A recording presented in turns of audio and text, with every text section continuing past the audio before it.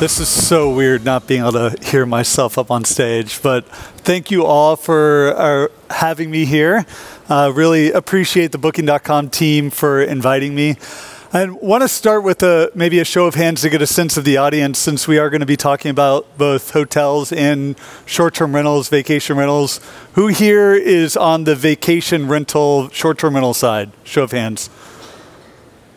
Okay, and who here is on the hotel side? And of all you hotel people, how many wish they would have been short-term rental, vacation rentals over the past couple of years? Maybe a few of you. I joke, but it has been good for short-term rental industry over the past couple of years. I'm going to have some charts about that, and we're going to talk through a lot of the trends. So to start off, AirDNA, some of you may not have heard of us before, but we track the global short-term rental industry. About 12 million listings around the world that we track on a day-to-day basis, how many bookings they're getting, the revenue that they're earning, and we distill that all into the trends that you're going to see here today. But to start off and to sort of level set what we've seen in terms of global demand and the recovery from the pandemic is one, we have recovered as an industry, even though not every continent has recovered. So the first to really get back was North America, and specifically the US. So we were fully recovered in terms of demand as of April 2021. That was remarkable speed of recovery, and you see, and it did not go as low as what we saw around the world. Europe was a year behind, recovering as of last summer, and we're still very much in recovery mode for APAC and Oceania. We do expect them to get back in terms of 2019 levels of demand by mid-2024, but it has been some time. There has been global disruption in terms of both supply and demand. And this is data as of February on a trailing 12-month basis, and what we're seeing on both supply and demand. And you've got listing change on the vertical axis and demand change on the horizontal axis. And that is not a typo in terms of some cities are still 60% below 2019 levels of supply. And this is a mix of both what we've seen on both the demand destruction in terms of global travel, but also a new regulation, an existing regulation being enforced in a lot of these cities. So Amsterdam, Sydney, Barcelona, Boston, New York, London, Oahu. You see all those cities all with significant regulation around short-term rentals, still well below 2019 levels of supply. And I suspect many of these markets will never get back to 2019 levels. On the right side, these are boom markets. These are some of the largest markets that have seen significant gains in both supply and demand. See all those in the blue, all those in North America, pretty much all of them in cities near and around where we're at today. So Santa Rosa, Gulf Shores, San Diego, Coachella Valley, Austin, all doing really well in terms of demand, and they've seen supply growth come off of it. So you can see here in terms of revenue, and the global short-term rental industry is very large, $142 billion earned that we tracked as of 2022. Massive growth, 25% supply growth over the past year, and about half of that revenue being earned in North America. We are a big portion of that overall revenue base. So I'm going to talk about demand in two ways now. And both of those ways that we're going to break out demand, the first, and we're seeing here, is based on the day, the month, the week of when that reservation is made. So real-time booking trends. And then the second one will be when the night is stayed. So, and in terms of the first 3 months of 2023, we have seen really strong booking activity, up about 13% year to date.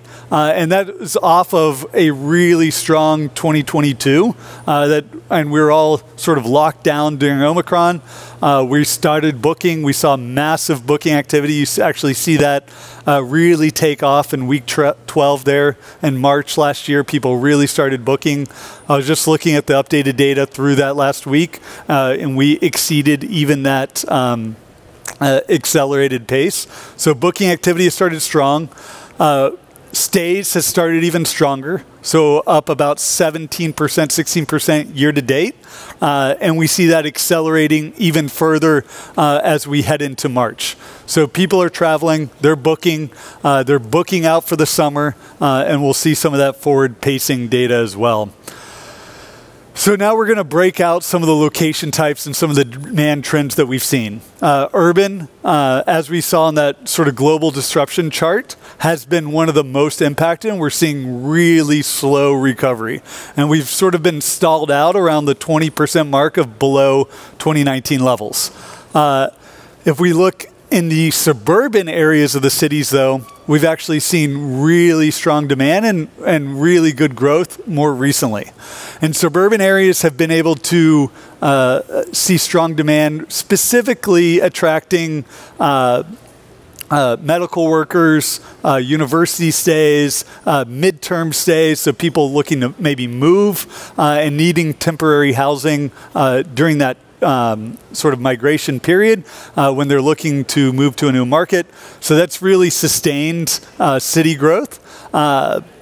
Where urban, sort of in that downtown core, a lot of that being business demand, still hasn't fully come back, and where supply is still well below 2019 levels. Another big piece of urban demand that hasn't come back yet is international stays. So this is what this chart shows is the percent of overall demand coming from cross-border travel to the US. So from Canada, Mexico, the UK, France, China. And you see that urban type markets generated over 27% of their summer demand was from international travelers. This past summer, that only got back up to 18% of overall demand. And you look at it on a level-wise, we're still 50% below in terms of total number of international stays happening in those urban areas. This is going to be a major catalyst, though, for 2023 further recovery in these urban areas as international comes back. And we do expect that to further come back in 2023. Destination markets, though, a much lower percent, especially mountain and beach areas.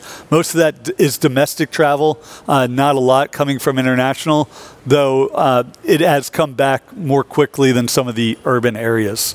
And the non-urban, non-major cities, that's where demand growth has been the strongest. And now we're seeing it's still well over 50% of 2019 levels. So that's clearly pushed back. It recovered, almost didn't go negative in mountain areas, and we're clearing expansion mode, and supply growth has been really strong. And to getting into some of those trends on occupancy. And occupancy is where we've actually seen some weakness in 2022 and in the first half of part of 2023. And what we're going to see is that 2021 was a high watermark for overall occupancy, and probably a level of occupancy that the industry will never, ever, ever see again. So typical occupancy in 2019 was about 52% for the industry. We got up over 60% in 2021. And there were two sort of major trends playing into that. One is we saw in 2020 leading into 2021, a 25% reduction in supply. And then very quickly we saw demand come back. So you have low supply, demand comes back really strong. And what does that mean? Occupancies go through the roof. And demand came back way quicker than supply could. And a lot of that was in destination markets. People had second homes. They wanted to use those second homes, and they brought that supply out of the rental pools. In urban areas, people converted their short-term rentals to long-term rentals. And really across all location types, there was supply disruption. And now you're seeing as supply comes back, and it's coming back really strong, given how high those occupancy levels got. And you see in those blue lines, we're seeing supply growth on a year-over-year basis above 15% for all location types throughout the country. Demand isn't quite matching that. And what that means is supply and occupancy, no matter what location type, has been negative on a trailing 12-month basis. And only half the markets now, though, are at 2019 levels. Though of those half that are growing, we see some massive growth. So you see markets like San Antonio, Gatlinburg, Dallas, Houston, Myrtle Beach, Panama City, all well north of 40% growth. And that's compared to 2019. So we are net really positive in terms of overall supply. And as a US level, we're about 10 to 15% above 2019 levels though. So even though overall growth is about 25% for the US right now, it's not nearly that much higher than 2019 levels. So given that Jan's going to come on next and talk about overall hotel performance, I thought it'd be neat, though, to start with what we're seeing in terms of the overall competition with hotels and short-term rentals. Because believe it or not, Jan and I are pretty competitive, and we do look at this, and at least I'm keeping score when I look at this chart. Because what it shows is the percent of overall paid accommodations that's going towards short-term rentals. And from 2018 to 2020, we saw rapid growth in that share, essentially taking 2% per year. And no surprise, during the pandemic, that shot up. Well over 16% as demand in hotels really pulled back, and it pulled back in short-term rentals too, but not as much, and came back much quicker than overall hotel demand. But as of March 2021, share was essentially at the same levels. And a big piece of that was hotel supply is fixed. You can't get rid of hotels very easily, though maybe a lot of operators would have liked to during the depths of the pandemic, given that they were burning cash. And short-term rental supply really pulled back. So we had share gains, share at essentially the same level, 12%. And since then, we've been growing at a much slower pace, about 1% a year, which puts us, if you would have extended that line of what it would have been, given the sort of pre-pandemic pace, we would have been at 16% share, and we're only at about 13.5% share. The industry has also been getting much more professional. So we look at all units across the US and what percent is actually managed by larger operators. And that larger operator share has gone from about 10% in 2017 up to almost 25% today. And this is a lot of just the industry maturing, of larger operators sort of consolidating smaller ones. And as you've seen, and the processes and tools for larger operators have made managing large groups of short-term rentals, essentially deconstructed hotels, much more efficient. That has allowed a lot of this growth, especially on the higher end. And then the other sort of competition with hotels is on price. And price is something that is generally the number one reason or number two reason outside of location of why a consumer chooses a short-term rental over a hotel. And over the past 3 years, we've seen massive price appreciation. If you just look at the sort of headline number that we put out, it would show that prices are up 35%. And I know Jan's going to come out here and show that hotels are actually up, I think, about 16, 15% above 2019 levels. But the thing with short-term rental supply is that each unit is totally unique we see a large amount of churn. So the units today are not the exact same units that we were looking at in 2019.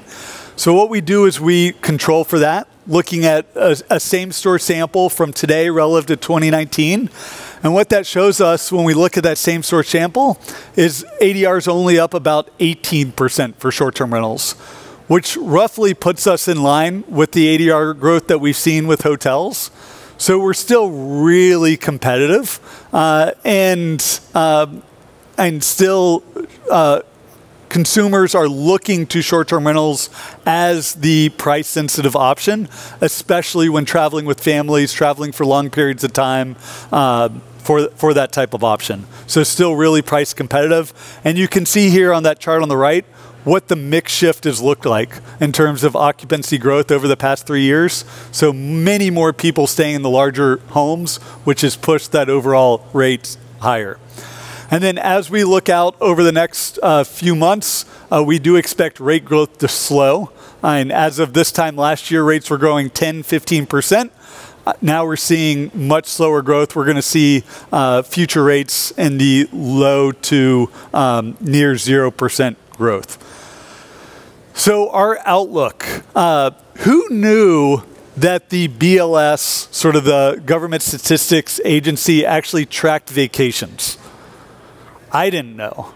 And this is one of my favorite statistics looking at on a month-to-month basis. But when they do the the BLS employment survey, they ask if you were employed, and then were you working last week? And if you weren't working, they ask you why you weren't. And one of those answers you can choose is that you were on vacation. So during the pandemic, obviously, the number of people saying that they were on vacation dropped dramatically. But now what we've seen is that the number of people saying they're on vacation again has now reached well above those pre-pandemic levels. And one of the other questions they ask is, or one of the options you could give is that you were sick. And during the pandemic, a whole lot of people started to say that they were sick, and that was the reason why they weren't working. And now for the first time, we've actually seen the number of respondents say that they're going on vacation has grown at a faster rate than they were sick when compared to 2019. If that is not a fun metric of saying that we are through this pandemic, I don't know what else is. That was an economist joke.